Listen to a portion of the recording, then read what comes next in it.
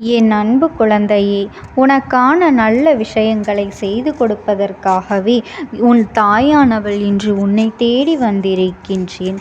என் தங்கமே, இத்தனை நாளாக நீ பட்ட கஷ்டத்திற்கும், இத்தனை நாளாக நீ பட்ட வேதனைகளுக்கும், விட்ட கண்ணீருக்கும் பலனாக நீ விட்ட சாபம் ஒருவரின் வாழ்க்கையில் மிகப்பெரிய பாதிப்பை ஏற்படுத்தி இருக்கின்றது.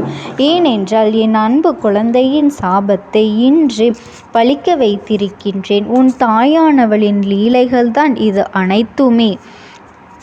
உன் கண்ணீருக்கு நான் அந்த இடத்தில் பதிலடி கொடுத்திருக்கின்றேன். பதிலடி என்பது அவர்கள் வாழ்க்கையில் மிகப்பெரிய விஷயத்தை ஏற்படுத்தி இருக்கின்றது. அதனால் இது உனக்கான பதிவாகும். ஏனென்றால் என் அன்பு குழந்தையின் வாழ்க்கையில் மிகப்பெரிய துயரத்தை ஏற்படுத்தியவர்களுக்கு நான் கொடுக்கும் பதிலடி இதுதான் என் அன்பு குழந்தையே.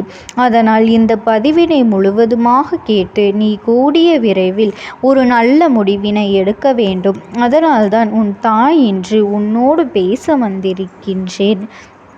நீ கேட்டுக்கொண்டிருக்கின்றாய். அதனால்தான் என் அன்பு குழந்தையை, உன் அம்மா நான் சொல்ல வருகின்ற விஷயத்தை முழுவதுமாக தைரியமாக கேள். இந்த தாய் சொல்லும் விஷயத்தை மனநம்பிக்கையோடு கேள்.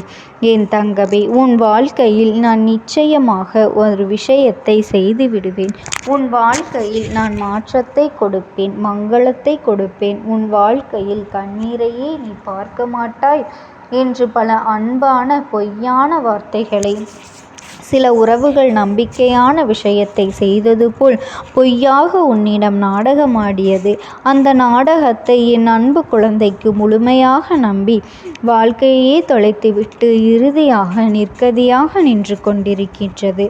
ஆனால் என் அன்பு குழந்தையே, இது எல்லாம் ஒரு நாள் தெரிய வரும் தருணத்தில் என் குழந்தையின் வாழ்வில் நரகமா என்ற ஒரு வாழ்க்கை வாழ்ந்து கொண்டிருக்கின்றது. அன்று அந்த நபருக்கு சாபம் விட்டது. என் அன்பு குழந்தை, இப்படி என்னை பொய் சொல்லி ஏமாற்றினாயே, இப்படி எனக்கு துரோகம் செய்து அனைத்து காலமும் இந்த அம்மாவிற்கு நீ பதில் சொல்லியே ஆக வேண்டும். இந்த அம்மா உனக்கு பதிலை சொல்வார்கள், கொடுப்பார்கள்.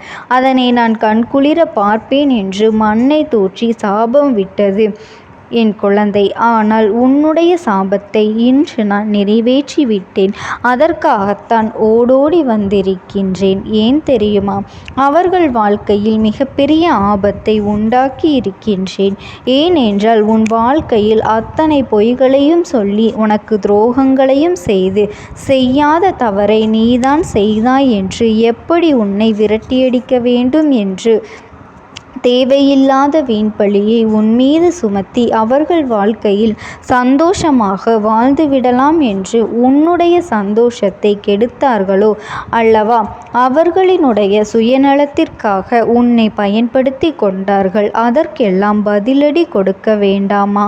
உன்னுடைய கண்ணீரானது, உன்னுடைய அன்பானது உண்மைதான்.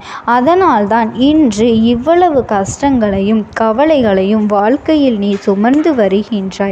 ஆனால் அவர்கள் வாழ்க்கையில் சுயநலத்திற்காக உன்னிடம் பழகி, சுயநலத்திற்காக அத்தனை விஷயத்தையும் உன்னிடத்திலிருந்து எடுத்துக்கொண்டு அவர்கள் சந்தோஷமாக வாழ்ந்துவிடலாம் என்று நினைத்தால் கண்டிப்பாக நடக்குமா? மனிதர்களின் வாழ்வில் சாதாரணமாகவே எப்பொழுதும் கர்மாவின் பாதிப்புகள் அதிகமாக இருக்கும். ஆனால் என் பிள்ளைகளை எவராது ஏமாற்ற நினைத்தாலோ, எவராவது துரோகம் செய்ய நினைத்தாலோ கண்டிப்பாக கர்மாவினை ஒரு பக்கம் தண்டிக்க உன் தாயானவள் ஒரு பக்கம் அவர்களை தண்டித்தே தீருவேன். அவர்கள் வாழ்க்கையில் தண்டனையை கொடுப்பேன். இது என் அன்பு குழந்தைக்கு கண்முன்னாலேயே நடக்கும்.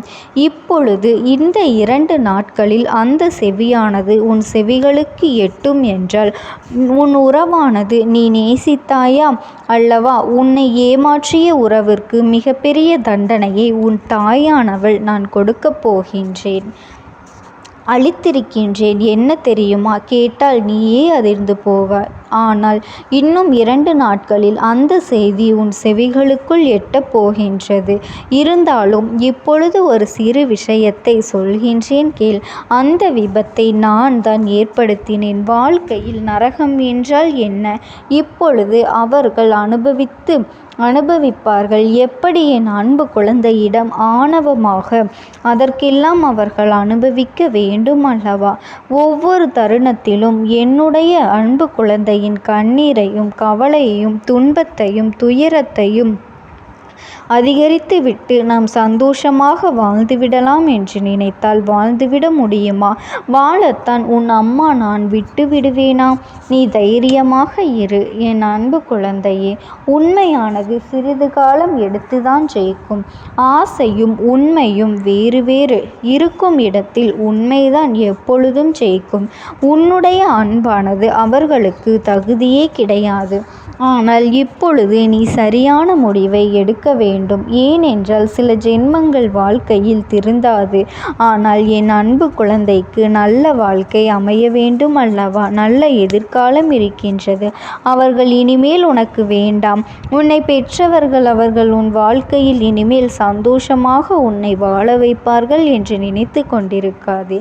சில நேரங்களில் ஏமாற்றி மனிதர்களும் துரோகம் செய்யும் மனிதர்களும் கண்டிப்பாக சில குணத்தையும் வளத்தையும் மாற்றிக்கொள்ளலாம். ஆனால் அவர்களோ மிகவும் சுயநலம் நிறைந்த மனிதர்களாக இருந்திருக்கின்றார்கள். காலத்திற்கு ஏற்ப மனிதர்களுக்கு ஏற்ற பச்சோந்திகள் எப்படி மாறுகின்றதோ அதேபோல் இவர்களும் நிறத்தையும் குணத்தையும் மாற்றிக்கொண்டே இருப்பார்கள்.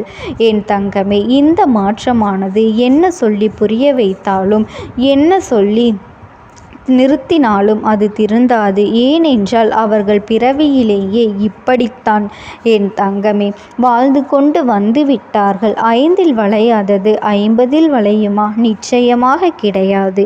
எப்படி நம் வாழ்க்கை எந்த சூழ்நிலையில் நம்மை எப்படி மாற்றுகின்றது என்று சில குணத்தை நாம் அதனை மாற்றிவிடலாம். ஆனால் பிறவியிலேயே இந்த குணத்தை எப்பொழுதுமே மாற்ற முடியாது.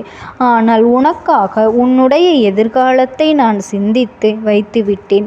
கூடிய விரைவில் அந்த ஒரு நல்ல காரியத்தை உன் வாழ்க்கையில் நடத்தப் போகின்றேன்.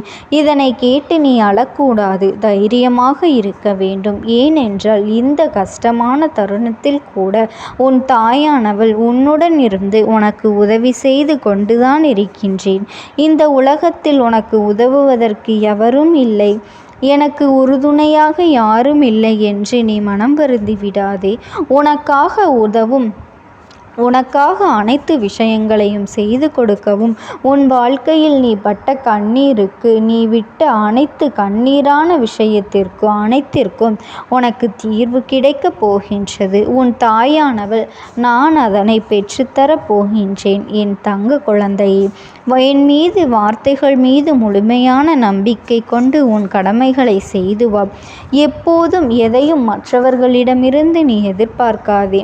மற்றவர்களிடம் நாம் சந்தோஷமாக இருப்போம். மற்றவர்கள் சந்தோஷம் கொடுத்தால்தான் நம் வாழ்க்கை சந்தோஷமாக மாறும் என்று நினைத்து விடாதே.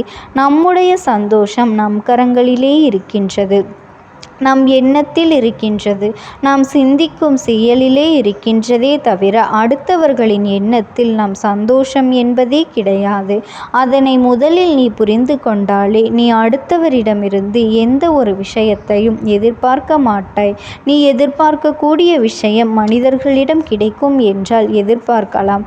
ஆனால் சந்தோஷம் மட்டுமே எனக்கு முக்கியம் என்று நினைப்பவர்களிடம் அவர்களுடைய சந்தோஷத்தை பார்க்கக்கூடிய மனிதர்களிடம் சென்று உன்னுடைய சந்தோஷத்தை எதிர்பார்த்தால் அந்த இடத்தில் ஏமாற்றம்தான் கிடைக்கும். போதும் என்ற அளவிற்கு ஒரு உறவின் மீது நம்பிக்கை வைத்தால் அதீத அன்பை வைத்து ஏமாந்ததெல்லாம் போதும்.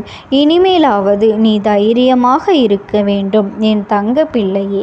இந்த தாயானவளினுடைய அன்பும் ஆசீர்வாதங்களும் உனக்கு என்றென்றைக்கும் முழுமையாக கிடைத்து கொண்டே இருக்கும். ஓம் சக்தி.